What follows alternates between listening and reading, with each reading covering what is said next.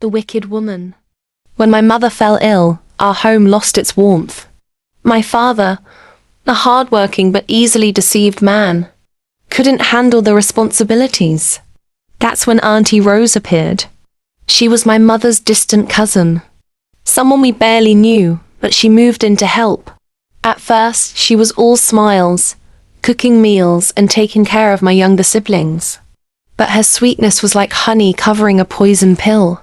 Gradually, she started taking control. She made my father fire our housemaid, claiming she could handle everything.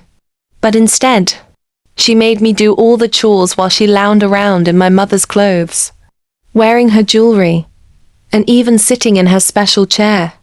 Auntie Rose became more ruthless when my mother's health worsened. She refused to let us visit her in the hospital, saying, "Your mother needs rest." But I knew it was more than that. She was trying to erase my mother from our lives. She even started calling herself Mummy and demanded that we do the same.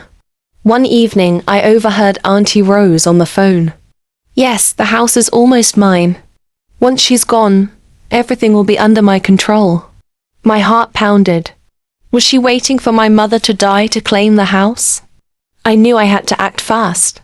I sneaked into her room and found a bottle of strange-looking pills.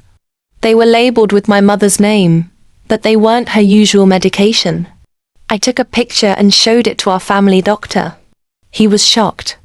The pills were meant to induce drowsiness and confusion, something that could keep my mother in a vulnerable state.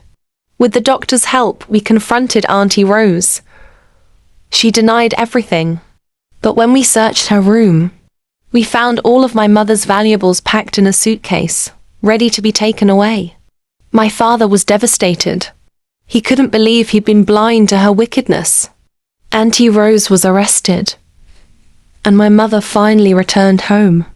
Weak but alive, the house was cleansed of Auntie Rose's evil presence, and warmth gradually returned. But I learned that not every smile is genuine, and that sometimes the wickedest people are those who pretend to love you the most.